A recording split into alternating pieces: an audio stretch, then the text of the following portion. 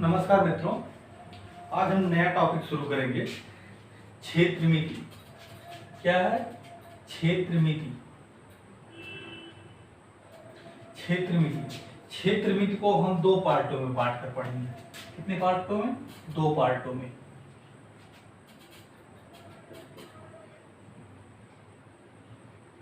पहला पार्ट हमारा होगा 2D, दूसरा पार्ट हमारा होगा 3D। इससे पहले हम समझते हैं 2D क्या होता है। 2D वह आकृति होती है जिसमें लंबाई चौड़ाई हो, जिसमें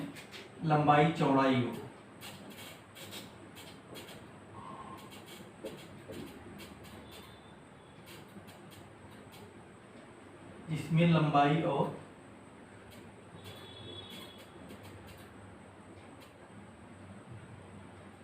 चौड़ाई हो। और 3D वह आकृति होती है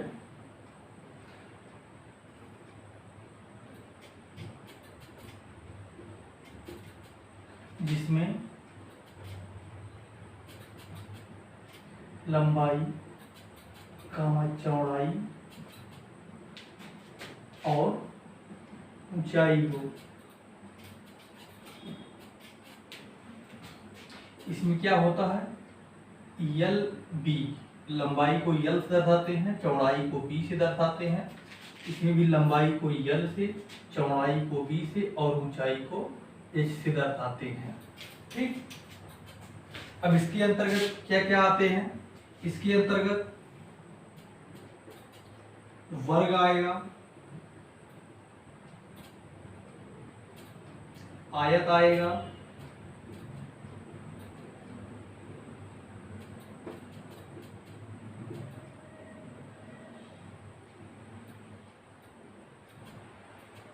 त्रिभुज आएगा,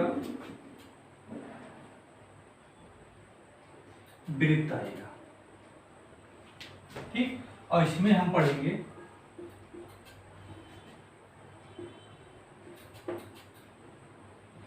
शंकु, पढ़ेंगे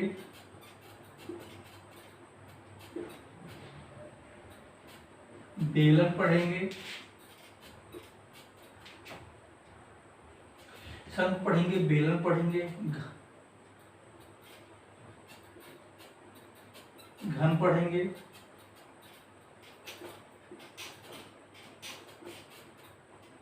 घनाभ, पढ़ेंगे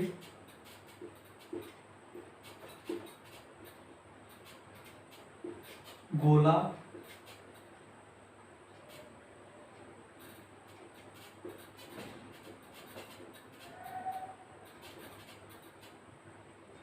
अर्धगोला पढ़ेंगे। ठीक है। 3D में शंकु, बेलन, घन, घनाभ, गोला, अर्धगोला, और इसमें वर्ग, आयत, त्रिभुज और वृत्त आते हैं। ठीक है। इनको हम पढ़ेंगे यहाँ पर। 2D वे आकृतियां होती हैं जिसमें लंबाई चौड़ाई हो, और 3D वे आकृतियां होती हैं जिसमें लंबाई चौड़ाई के साथ साथ उसकी ऊंचाई भी शामिल होती है।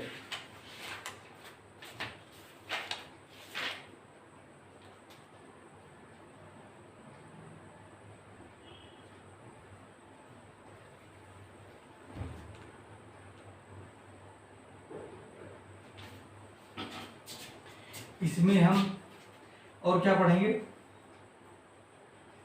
चतुर्भुज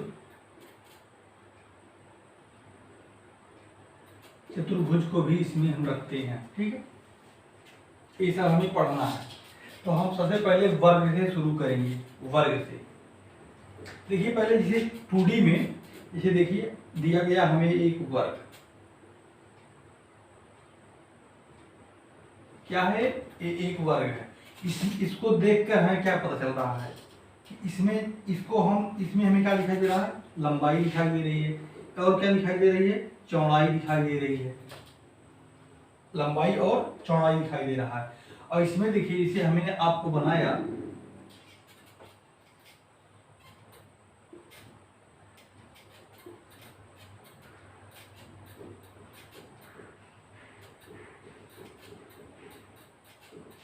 इसमें क्या दिखाई दे रहा है? ए यल हो गया, ए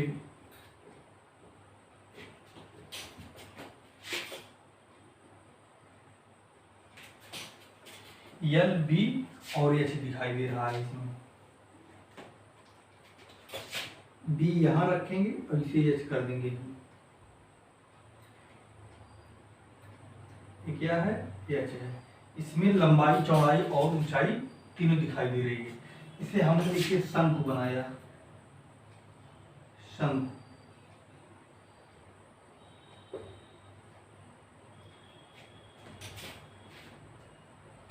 शंकु मतलब बर्थडे वाली जो टोपी होती है बच्चों की, उसी को देखकर हम शंकु समझते हैं, ठीक है। इसमें बेलन आएगा, क्या आएगा, बेलन। बेलन कैसा होता है, इस प्रकार होता है। ये क्या है, बेलन है। ये हमारा क्या है, बेलन है। अब त्रिभुज में देखिए, त्रिभुज में कहीं हमें ऊंचाई दिखाई दे रही है, नहीं दिखाई दे रही है। ये क्या है, वृत्त है। और इधर ये क्या है, ये हमारा एक प्रकार का गोला है, ठीक। यही 2D और 3D में अंतर है। 2D में हम किसका किसका अध्ययन करते हैं, क्षेत्रफल का अध्ययन करते हैं और परिमाप का, परिमाप और परिधि का। परिधि और परिमाप एक ही होते हैं, क्योंकि देखिए जो परिमाप होता है, परिमाप मतलब चारों तरफ का घेरा, चारों ओर का घेरा। अब हर चित्र का अलग अलग परिमाप होता है।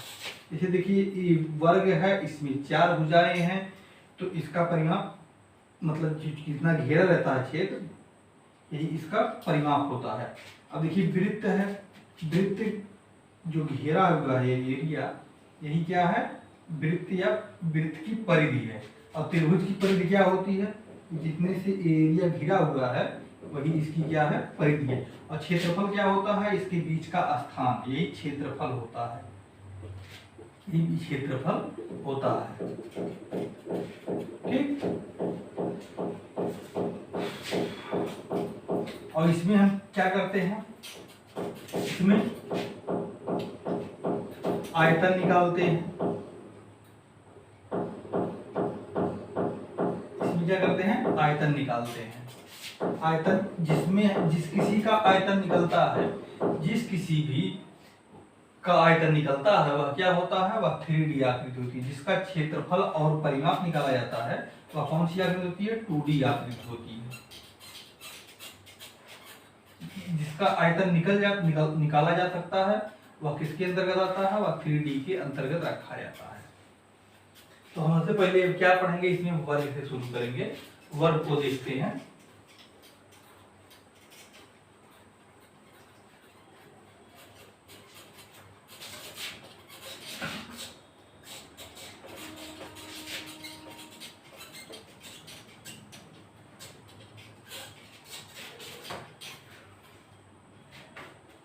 वर्ग, इंग्लिश में इसे स्क्वायर बोलते हैं, ये वर्ग। अब हमने वर्ग बनाया, एक क्या बनाया, वर्ग। हमने एक वर्ग बनाया, ठीक। वर्ग की कुछ कंडीशन होती है। वर्ग की सभी भुजाएं बराबर होती हैं, तो हमने इसकी भुजा को मान लिया ए, क्या मान लिया, ए। अब हम वर्ग का क्षेत्रफल निकालेंगे। वर्ग का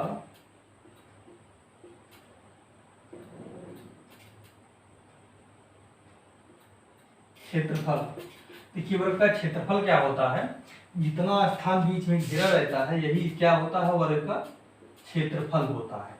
तो क्षेत्रफल निकालने के क्या करते हैं, क्षेत्रफल का फार्मूला होता है भुजा गुणे भुजा। यदि हम इस भुजा को और इस भुजा का गुणा कर दें तो हमें इसका क्षेत्रफल मिल जाएगा। तो क्या होता है क्षेत्रफल, इस फार्मूला भुजा गुणे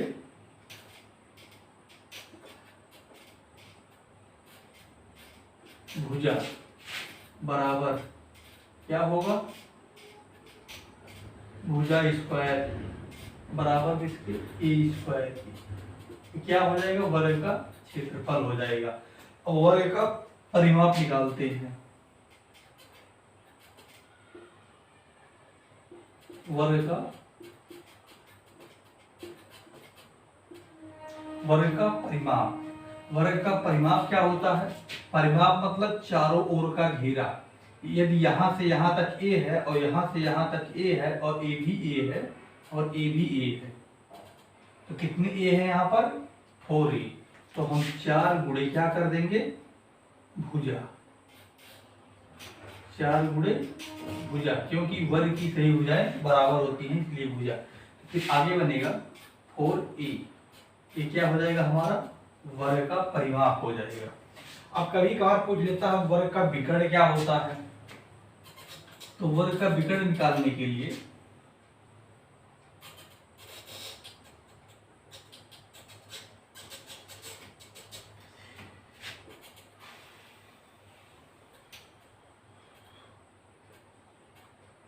वर्ग का विकर्ण, देखिए वर्ग का विकर्ण एक छोर से दूसरे छोर को यदि मिला दिया जाता है तो क्या होता है, सम्मुख में वही वर्ग विकर्ण होता है। यदि इसको और इसको हम मिला दे कोने को, तो यही विकर्ण है इसकी।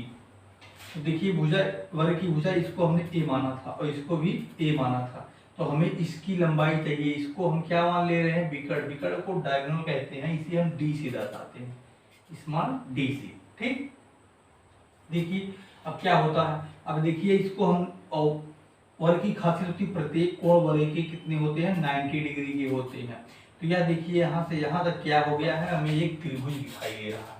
क्या दिखाई दे रहा है, त्रिभुज। वो कौन सा त्रिभुज, समकोण त्रिभुज। तो समकोण त्रिभुज में कर्ण निकालने के लिए हम क्या करते हैं, फार्मूला एक पाइथागोरस प्रमेय है। क्या है, कर्ण स्क्वायर बराबर आधार स्क्वायर प्लस लंब स्क्वायर की। ठीक, अब इसी फार्मूले से हम d का मान यहाँ पर निकाल लेंगे। तो d के स्थान पर हम क्या रखेंगे, d रखेंगे। तो d हो जाएगा डी स्क्वायर इक्वल टू, आधार में a है, आधार का मान क्या है, a है, तो a स्क्वायर प्लस लंब का लंब मान कितना है, a है, तो a स्क्वायर कर देंगे। ठीक, आगे देखते हैं। तो यहाँ से डी स्क्वायर निकल के आएगा कितने के, 2a स्क्वायर की, 2a स्क्वायर की। तो यहाँ से हमें d चाहिए, d रखेंगे तो इधर वर्ग है, इधर जाकर वर्गमूल हो जाएगा। क्या हो जाएगा, वर्गमूल 2a स्क्वायर। तो यहाँ से a का मान निकल आएगा। देखिए इसे हम दो तोड़ लेते हैं, 2 गुणे a गुणे a स्क्वायर को लिख सकते हैं, लिख सकते हैं। तो एक यहाँ 2a है तो एक a बाहर निकल आएगा, तो a हो जाएगा। बचा क्या, 2 बचा अंडर रूट 2। तो विकर्ण का मान कितना निकल के आएगा, d बराबर 2 रूट अंडर रूट 2a या a रूट 2 भी हम कह सकते हैं। तो यहां लिखेंगे हम वर्ग का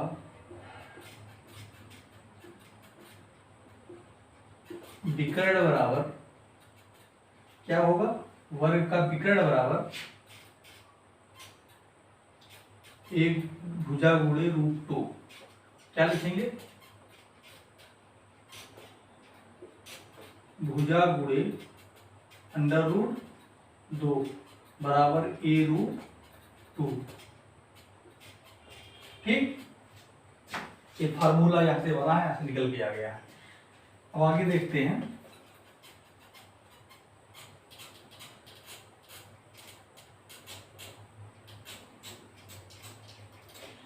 अब हमें वर्ग का हमें अंतःवृत्त और परिवृत्त भी पूछ लेता है कहीं कभार, वर्ग की अंतःवृत्त की त्रिज्या कितनी होगी और परिवृत्त की त्रिज्या क्या होगी। ठीक है, देखिए हमने एक यहाँ क्या बनाया, वर्ग बनाया।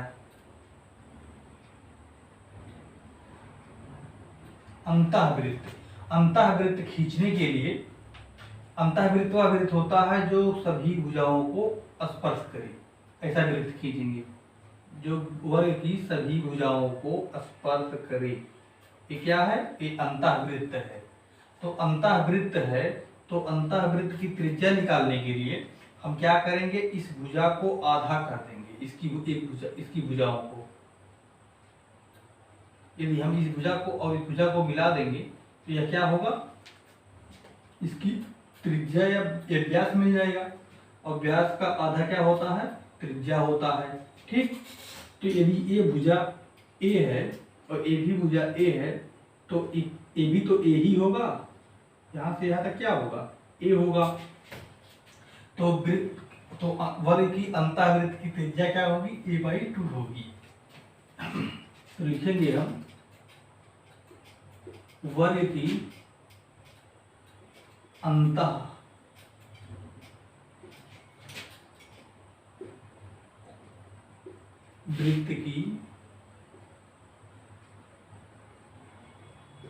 की त्रिज्या, वर्ग की अंतःवृत्त की त्रिज्या क्या होगी, बराबर भुजा बाई 2 क्या होगी, भुजा बटे 2 होगी, बराबर a/2 की। ये वर्ग की अंतःवृत्त की त्रिज्या होगी। और परिवृत्त की त्रिज्या क्या होगी, परिवृत्त मतलब जो बाहर से स्पर्श करे, क्या करे, बाहर से स्पर्श करे किसी वर्ग को जो बाहर से स्पर्श करे वही उसकी परिवृत्ति होती है। ठीक, जैसे देखिए, जैसे दिया गया, अब हमें एक ऐसा वृत्त खींचना है जो इसे बाहर से स्पर्श करे, तो हम खींचते हैं। देखिए यहाँ पर सेंटर में हम इसको रखेंगे, फिर यहाँ से हमें एक देखिए इसको मिलाएंगे, इसको हमने मिला दिया। अब यहाँ पर हम चाप का नोक रखकर ऐसे वृत्त बनाएंगे, वृत्त बनाएंगे।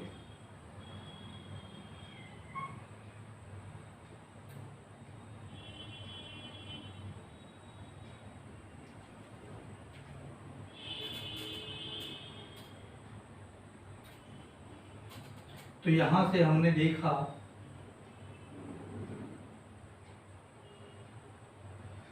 वर्ग की परिवृत्त की त्रिज्या क्या होगी, विकर्ण की आधी होगी। तो यहां से लिखेंगे हम वर्ग की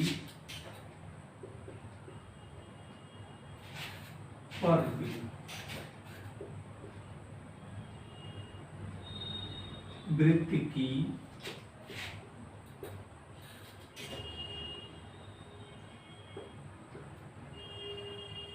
परिवृत्त की त्रिज्या बराबर क्या होगी, विकर्ण बाई 2 होगा। वर्ग का विकर्ण क्या होता है, या लिखेंगे d/2 की। ठीक, अब यहां से अंतःवृत्त तथा परिवृत्त का अनुपात निकाल लेते हैं। तो होगा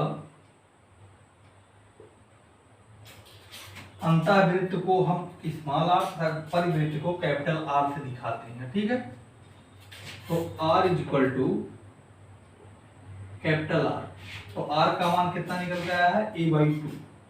R का मान कितना है, a/2 अनुपाती, और कैपिटल R का मान क्या होगा, d/2 होगा, d/2 होगा।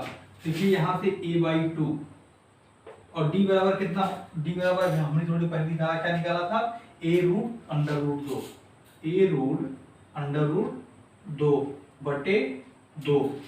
अब जो कटे उसे हम काट देते हैं, तो 2 से 2 कट जाएगा, a से a कट जाएगा, तो यहां से निकल के आया 1/√2। क्या निकल के आया, 1/√2। तो हम लिख सकते हैं स्मॉल r बराबर स्मॉल r अनुपाते कैपिटल R अंतःवृत्त की त्रिज्या तथा परिवृत्त की त्रिज्या का अनुपात आएगा 1 कितने के, 1/√2 के, 1/√2 के। क्या निकल जाएगा, 1/√2 के। कितना निकल जाएगा, 1/√2 के। अब एक बार क्वेश्चन हमसे पूछ लेता है कि वर्ग का अंतःवृत्त तथा परिवृत्त की त्रिज्या का अनुपात होगा, या परिवृत्त की त्रिज्या तथा अंतःवृत्त की त्रिज्या का अनुपात होगा, तो कितना होगा, अंडर रूट 2/1 हो, अंडर रूट 2 अनुपाते 1 होगा या 1/√2 होगा। जो आगे पूछेगा उसे आगे रखेंगे। ये परिवृत्त अगर परिवृत्त अंतःवृत्त पूछे तब परिवृत्त को आगे रखेंगे, यदि अंतःवृत्त को पहले पूछे तो अंतःवृत्त को आगे रखेंगे। यहाँ से दोनों का अनुपात आएगा, अंतःवृत्त की त्रिज्या और परिवृत्त की त्रिज्या का अनुपात 1/√2 होता है। क्या होता है? 1/√2 होता है। अब हमने वर्ग को